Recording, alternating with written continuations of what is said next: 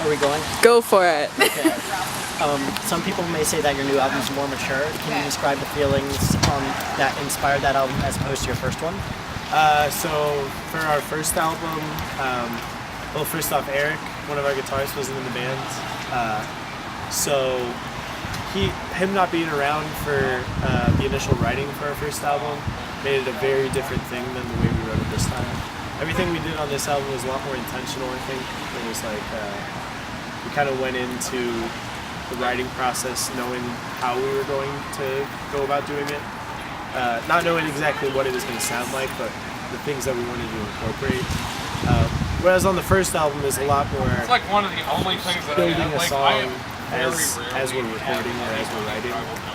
And I think for us on this new record it was like, we have a song here, how can we shape it the way we want to? Okay. Some people may call you a very lyrical band. Do you start off with lyrics or do you add that in later? We kind of do one of two things for the most part. It's either, so Josh and I both write the lyrics for the band. Josh plays bass. And it'll either work like Josh will write a set of lyrics and I'll just kind of make a melody around them. And then we write a structure for a song with that.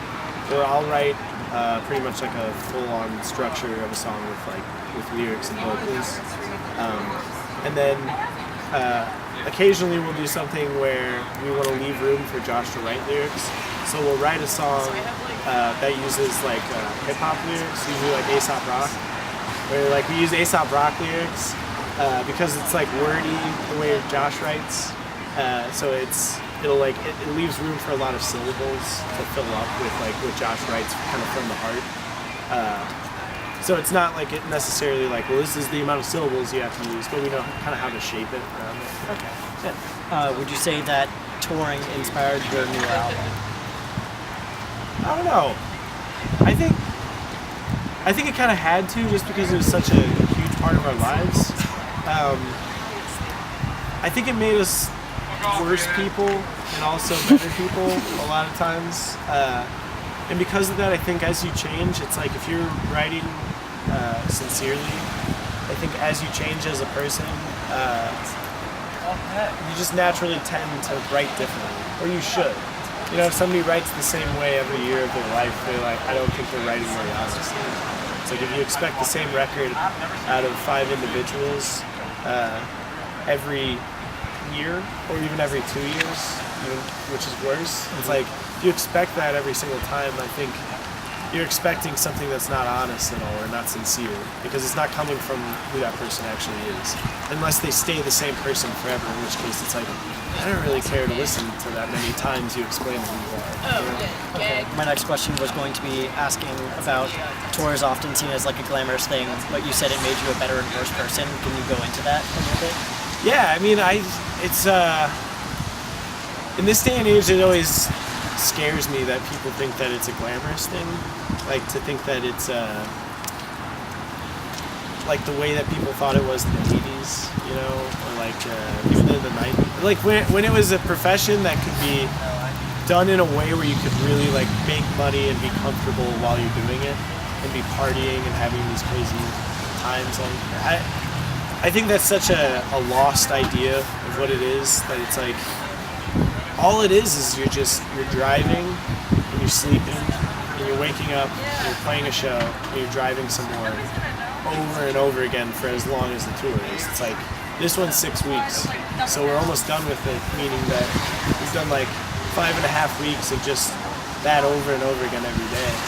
And I think in doing that, it's like, you start to lose connections with people, you start to neglect friendships. You also start to make a lot of more friendships, and you see which relationships you have with people last and grow stronger. But I think it's just a really, it's like a boiler for your emotions, you know? You just throw them in for a really long time, and then you come out kind of a different person. Unless you're hardened to all of that, which I haven't met anyone that is. Okay, maybe some less serious questions now. Do you have any guilty pleasure music? Ooh. I'm not guilty about any music that I listen to. Heck yeah. I am like, I really like, I don't know, I like all pop music. I like EDM music too. I guess that's a guilty thing because it's like not cool to like EDM now. But I really like something that's just like danceable music. I like dancing, so it's like, I just think it's great. And then, but I also really like soft rock music. That's what I grew up on. It's like Lionel Richie and Aaron Neville, and like Linda Ronstadt. There's just like old school soft rock, like Sade, smooth jazz stuff. I really like all that. And then I also like Slipknot and like Darkest Hour. Like bands are probably not very cool right now. I don't know about that. Slipknot's a cool band no matter what. I don't care what anyone says. It's like those are the coolest people that exist. They're just I wouldn't say they anything. embody Then. evil. Like, what other band embodies evil that well? Ozzy Osbourne, but he's almost dead. I don't even think he does as good of a job. He doesn't scare me. Guar? Slipknot scared me when I was a child. Guar's kind of scary. Guar's Panic at the Disco. Guar's like Monsters Yeah. and like Theatrics. Yeah, Slipknot is like true fucking evil. that is, yeah. Like maybe Slipknot and like Swans, Yeah. and maybe Nick Cave. They're the only people that embody evil. True. Like the best. To me. What's your favorite type of food? Ooh.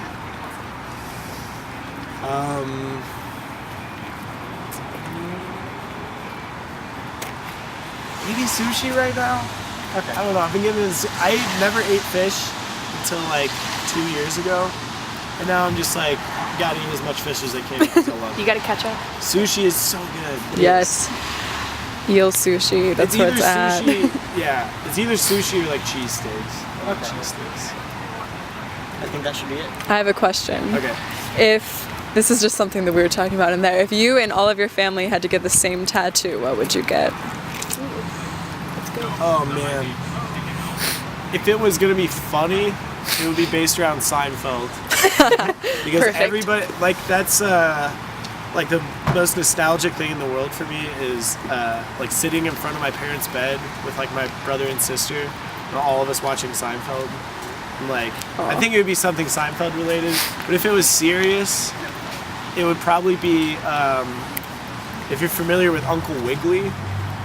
You ever heard of that? It's like an old like wives' tale kind of thing about an old rabbit that's like I don't know, gets into some shit. That sounds Nice. He's getting creepy. into wild things. No, yeah, but he's just a cool looking old rabbit with a little top hat. We'd probably all get That'd be that. a cool tattoo. That would be more like the cool thing we would do. If we were going for funny, it would be Seinfeld no matter. A bunny that looks like Jerry Seinfeld. Ooh, that's pretty good. That looks like Kramer. Top hat. Like, Oh yeah, that'd be good. Kramer dressed up as a bunny. All right, do I just hit the same button to turn it Yes. off?